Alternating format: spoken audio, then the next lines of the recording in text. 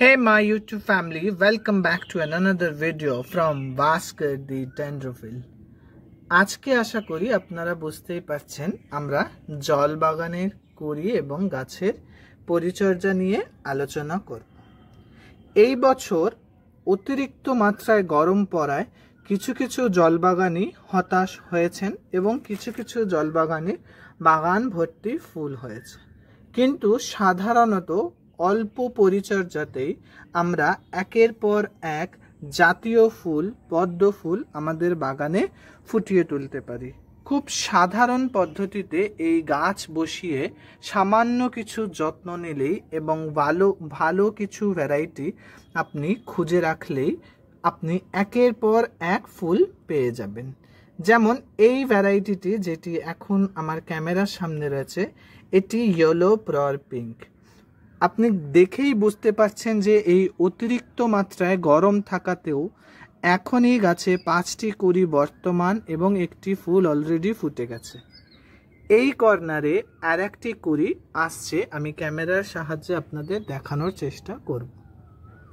তো এই অল্প কটা পাতাতেই আপনারা দেখতে পাচ্ছেন যে একই সাথে গাছে 5-এর অধিক কুড়ি আছে এবং এরপরেও যত স্ট্যান্ড লিফ আসবে, দেখুন এটি যেরকম একটা স্ট্যান্ড লিফ প্লাস একটা কুড়ি নিয়ে এসেছে, এরপরে পুরো গামলা জুড়ে যত স্ট্যান্ড লিফ আসবে একের পর এক ফুল আমাকে দিয়ে যাবে। আইডিটির নাম ইয়েলো প্রর পিঙ্ক, আমি ভালোবেসে এর নাম দিয়েছি হলুদ হীরক। উজ্জ্বল গাঢ় হলুদ বর্ণের একটি পদ্ম এই ইয়েলো প্রর পিঙ্ক। খুব সহজ পদ্ধতিতে যে কোনো গামলায় এ ফুল দিতে সক্ষম। গামলার সাইজ যেরকম হবে ঠিক সেরকম সাইজেরই ফুল আপনি পাবেন। লাস্ট ইয়ার আমার এই হাইটের গাছ উঠেছিল এবং ফুল ফুটেও ছিল, এই বড় বড় যা 2 হাত দিয়ে আপনি ধরতে পারবেন না।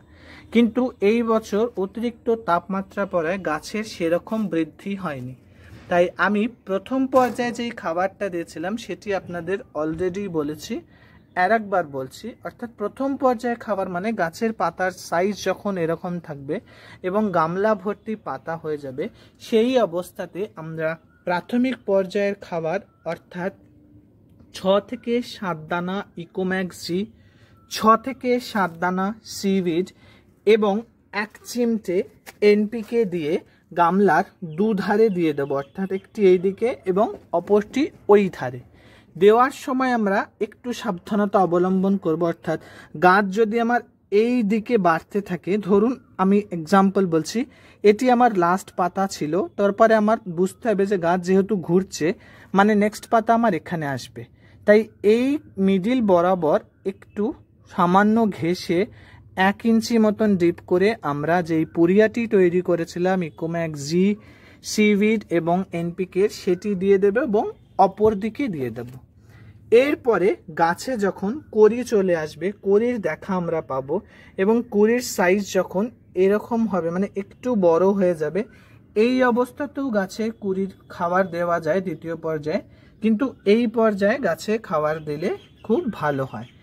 এই খাবারের মধ্যে আগে আমরা যেইগুলো দিয়েছিলাম সেই দুটোর থাকবে, শুধু এনপিকের পরিবর্তন আমরা করব।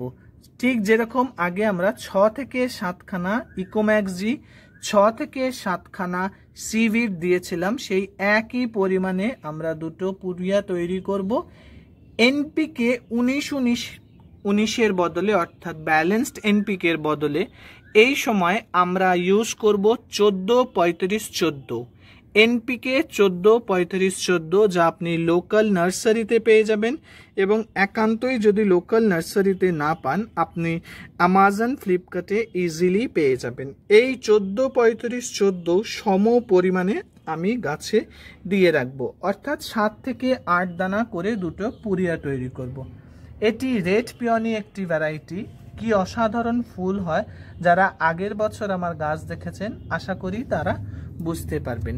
এই দ্বিতীয় পর্যায়ের খাবার দেওয়ার কিছু দিনের মধ্যে, অর্থাৎ আমরা প্রথম পর্যায়ের খাবার যেরকম মাসে 2 বার দিয়েছিলাম, দ্বিতীয় পর্যায়ের খাবারও আমরা মাসে 2 বার দেব, অর্থাৎ 15 দিনের গ্যাপে দেব এবং প্রথম 15 দিনের অন্তর, মানে আমি যদি আজকে 1 তারিখ ধরি তাহলে আমার নেক্সট হবে 16 বা 15 তারিখে। তো সেই 15 বা 16 তারিখে যখন আপনি গাছে খাবার দিতে আসবেন, আপনি নিজের গাছের পাতা, ফুলের কোয়ালিটি দেখে নিজেই বুঝতে পারবেন কি আমূল পরিবর্তন ঘটেছে।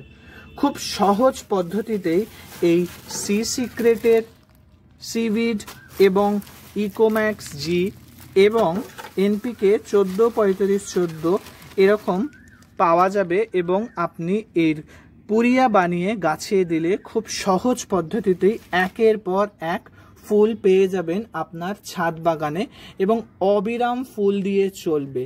এই খাবার যে কোনো জলজ গাছে অর্থাৎ আপনার শাপলা গাছেও একই খাবার প্রয়োগ করতে পারেন ভালো পরিমাণের ফুল পেতে, এবং জল গোলাপেও আপনি ইউজ করতে পারেন। আশা করি আমার এই ছোট্ট ভিডিওটি আপনাদের খুব ভালো লেগে থাকবে। ভিডিওটি আপনাদের যদি কিছুটা হলেও ইনফরমেশন দিয়ে থাকে তাহলে অবশ্যই লাইক, কমেন্ট, শেয়ার এবং সাবস্ক্রাইবের মাধ্যমে আমার আগামীর পথকে সুগম করবেন এই কামনাই রাখি। ভালো থাকবেন, সুস্থ থাকবেন, সবুজে থাকবেন এবং অল্প পরিমাণে সার প্রয়োগ করে আপনার জল বাগানকে ফুলে ফুলে ভরিয়ে রাখবেন। ধন্যবাদ।